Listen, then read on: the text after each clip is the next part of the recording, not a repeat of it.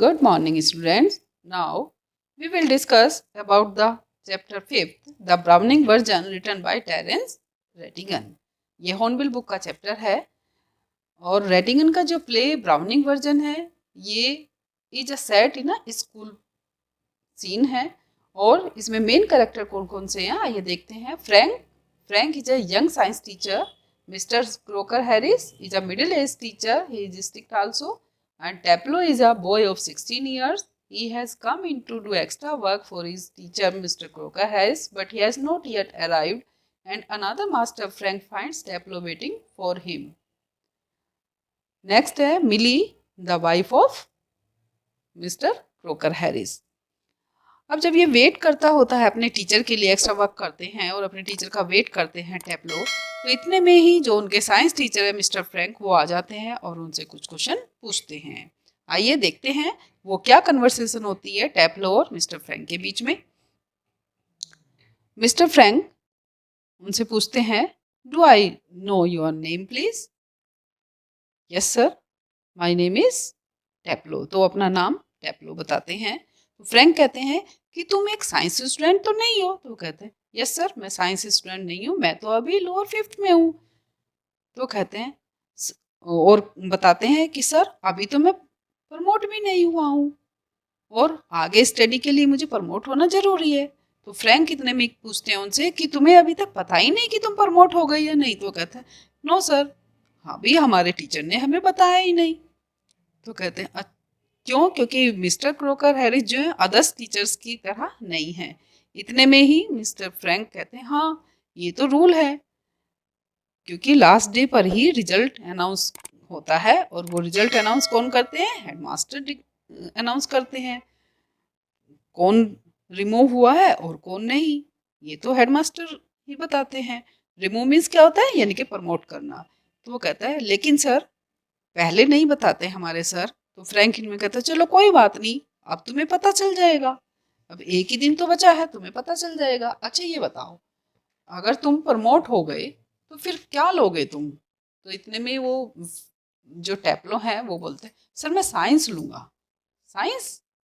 हाँ, वैसे भी जितने भी सिलेक्टर्स हैं वो साइंस ही लेते हैं। तो इतने में ही टैप्लो बोलते हैं सर मैं सिलेक्टर्स नहीं हूँ, I am interested in science. तो साइंस टीचर कहते हैं फ्रैंक लेकिन मैं तो एक साइंस टीचर होने के बावजूद भी मुझे तो नहीं अच्छा लगता इस तरह से साइंस पढ़ाना, साइंस में इंटरेस्ट नहीं है। तो इसने में ही टैप्लो कहते हैं सर कम से कम ग्रीक जो मैं पढ़ता हूँ उनसे तो अच्छा है, जो ग्रीक की बुक मैं पढ़ता हूँ आगमेनोन, उनसे तो ये अच्छा है साइंस। क्योंकि ग्रीक जब हम पढ़ते हैं तो उसमें अगर कोई वर्ड मिस हो जाता है, मिस्टेक हो जाती है, तो उसमें 50 टाइम्स हमें रिपीट करना होता है सेम सेंटेंस। तो फ्रैंक कहते हैं अच्छा ये बताओ तुम इतनी देर तक स्कूल में क्या कर रहे हो? आज तो लास्ट डे है। तो वो कहता है यस सर, लास्ट वीक में मैं बीमार था इसलिए मैं क्लास अटेंड नहीं कर पाया था, इसलिए सर ने मुझे एक्स्ट्रा वर्क करने के लिए रोका हुआ है। ठीक है। तो टैप्लो फिर कहते हैं कि लेकिन सर मुझे पता नहीं कि मुझे सर प्रमोट भी करेंगे या नहीं एक्स्ट्रा वर्क करने के बावजूद भी, और मैं इतना एक्स्ट्रा वर्क कर रहा हूँ, मुझे यहाँ पे अच्छा नहीं लग रहा क्योंकि वेदर इतना अच्छा है और मैं बाहर खेलने भी नहीं जा सकता, जबकि मुझे गोल्फ खेलना बहुत अच्छा लगता है, वेदर भी अच्छा है, लेकिन मैं जा नहीं सकता बाहर। तो कहते हैं अच्छा तो तुम चले जाओ, क्योंकि फ्रैंक उसके साथ कंफर्ट हो जाते हैं। और तो कहते हैं हमारे क्यों तुम्हें वो डांटते हैं? वो कहते हैं नो सर, वो सैडिस्ट नहीं है। और कुछ टीचर्स यहाँ पे सैडिस्ट हैं लेकिन मैं नाम नहीं लेना चाहता। सैडिस्ट मीन्स क्या होता है? सैडिस्ट कहते हैं यानी कि one who gets pleasure of giving pain to others. तो कहते हैं कि यानी कि सैडिस्ट किसे कहते हैं? यानी कि जो सैडिस्ट जो दूसरों को दुख देकर बड़े आनंद में होते हैं, उन्हें बड़ा अच्छा लगता है दूसरों को पेन देना, ऐसे नहीं है।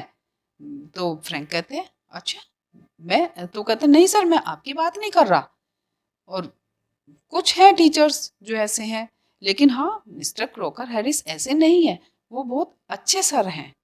तो इतने में ही जब वो इस तरह से बात करते हैं तो फ्रैंक कहते हैं तो ठीक है, तुम चले जाओ। तो मिस्टर हैरिस फिर टेप्लो कहता है, क्योंकि वो काफ़ी कंफर्ट हो गए हैं फ्रैंक से, क्योंकि काफ़ी फ्रैंक थे वो।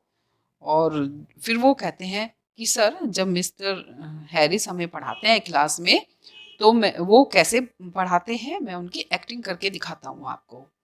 तो कहते हैं ठीक है, अच्छा बताओ। एक दिन वो जब पढ़ा रहे थे क्लास में, तो वो मुझसे कहते हैं,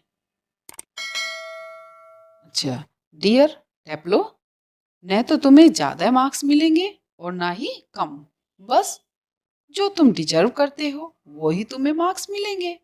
तो उस पर मिस्टर फ्रैंक हंसते हैं, और टेप्लो को लगा कि शायद मैं कुछ ज़्यादा ही बोल गया, तो फिर से वो एक्टिंग करता है।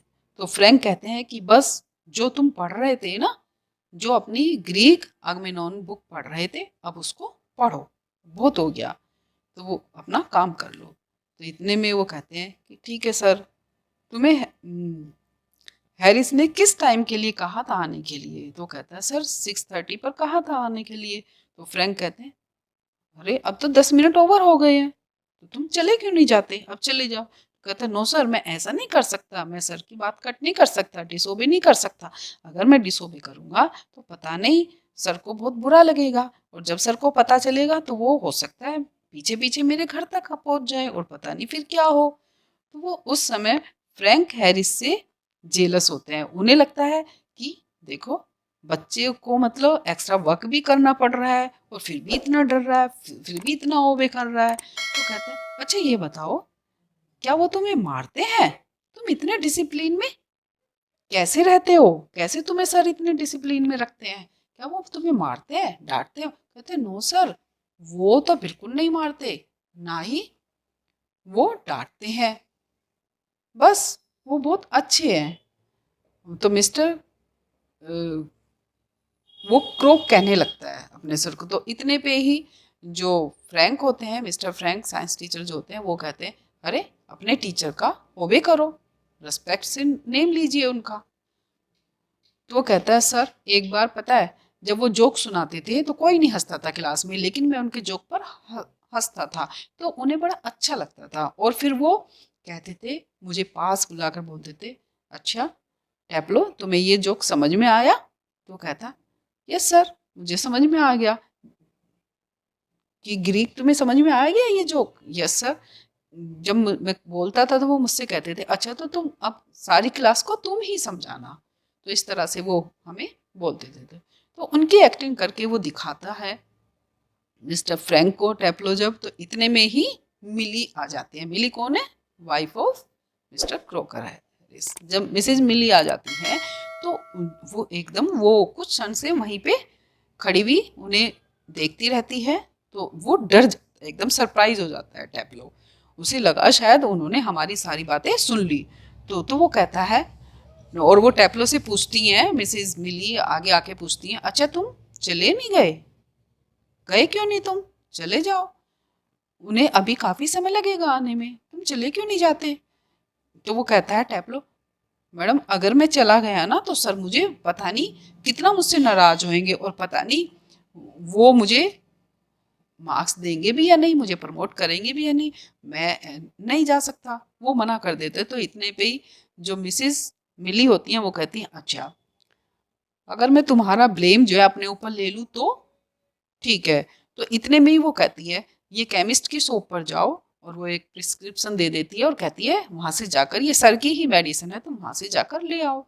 तो जैसे ही वो कहती है तो वो पेपर उठाता है और वो केमिस्ट की शॉप पर चले जाते हैं। ठीक। और now he crosses towards the door upright, यानी कि वो बाहर डोर से चला जाता है जब मिसेज मिली उन्हें प्रिस्क्रिप्शन देती हैं। अब इस चैप्टर में हमने देखा कि टेप्लो किस तरह से अपने टीचर से डरते भी थे, लेकिन उन्हें पसंद भी बहुत ज़्यादा करते थे। और ये सारी बातें वो किससे डिस्कस करते हैं? मिस्टर फ्रैंक से डिस्कस करते हैं। ओके, होप आपको ये चैप्टर क्लियर हो गया होगा। Thank you.